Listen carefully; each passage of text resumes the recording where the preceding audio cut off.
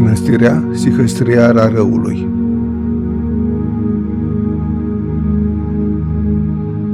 Suntem în Valea Izvorul Alb, la intrarea în incinta mănăstirii Sihăstria Rarăului. La dreapta, în amonte, drumul continuă spre zona de vârf a muntelui Rarău. Iar la vale, trecând pe lângă telegondola Rarău și prin rezervația naturală Piatra Buhii, ajunge la gara Câmpul Lung Est, situată la marginea estică a municipiului Câmpul Lung moldovenesc. De fapt, acest drum care traversează muntele unește vechea mănăstire strămutată de cea nouă, în imagine. La nord de biserică vedem arhondaricul, chilii și trapeza mănăstirii.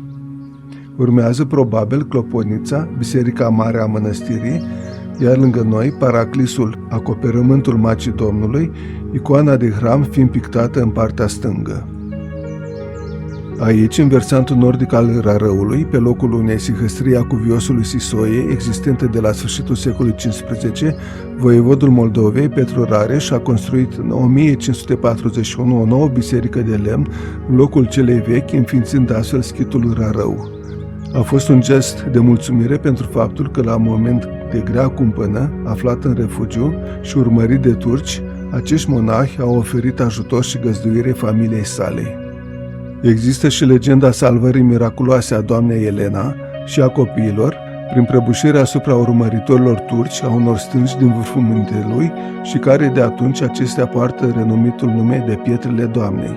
Și poate chiar muntele Rarău poartă numele voievodului Rareș. Vom aprinde și noi o lumânare, după care vom intra în Biserica Mare, sfințită în 1994 cu hramul Înălțarea Domnului. Odată cu ocuparea Bucovinei de către Imperiul Habsburgic în 1774, se anunțau vremuri grele pentru ortodoxismul românesc.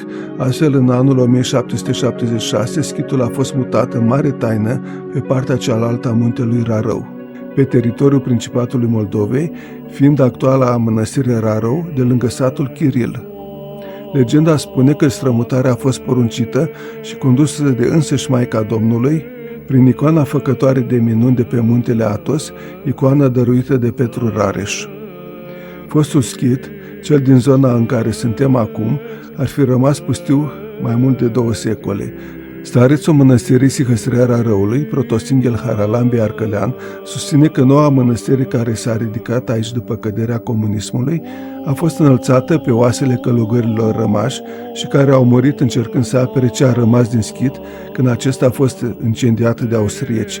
În perioada comunistă, pe locul schitului a fost ridicat un mic paraclis care a fost demolat de autorități. După căderea comunismului, construirea aici a unei noi mănăstiri a fost încredințată de către înalt preasfințitul Pimen, arhiepiscop al Sucevei și Rădăuților, părintelui arhimandrit Ioan Larion Neagoie.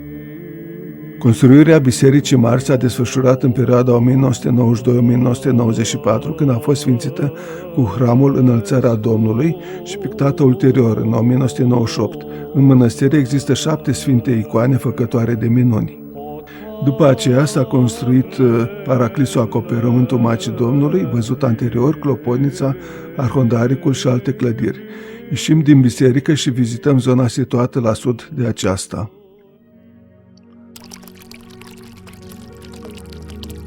Un păriaș traversând Poiana. După care vom vedea ceea ce pare a fi un aghias matar, căsuțe chilii, iar lângă noi o cișmea. Urmează latura sudică a Bisericii Mari și lumânărarul. Renumele mănăstirii Sihăstria Rarăului este datorat în parte și părintelui Ioan de la Rarău, de fapt arhimandritului Ioan Larion Neagoie, recunoscut ca unul din marii duhovnici ai României și căutat de oameni cu nevoi din toate colțurile țării. După preluarea conducerii mănăstirii în 2007 de către mai tânărul Protosinghel Haralambi Arcălean, fostul stareț, părintele Ioan, și-a continuat misiunea de duhovnic al mănăstirii, calitate exersată anterior la mănăstirea Moldovița. De menționat că părintele Ioan, născut în 1931, a fost persecutat și închis 2 ani și jumătate de către autoritățile comuniste. De-a lungul timpului, până să vină aici în 1992 și să ridice mănăstirea, a slujit ca preot, a construit biserici și a trecut prin mai multe schituri și mănăstiri. vedem ceea ce pare a fi un altar de vară. De asemenea, părintele Ioan s-a întâlnit și a fost prieten cu alți mari părinți ai ortodoxiei românești. Mănăstirea Sihăstria Rarăului este organizată după viața de obște, ceea ce înseamnă că toți călugării trăiesc și lucrează împreună sub conducerea unui stareț, conform regulilor și tradițiilor monahale.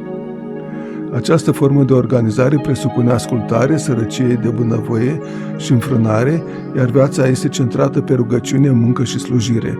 La Sihăstria Rarăului, Sfânta Liturghie s-a ținut în fiecare zi și șirul lor nu s-a întrerupt niciodată.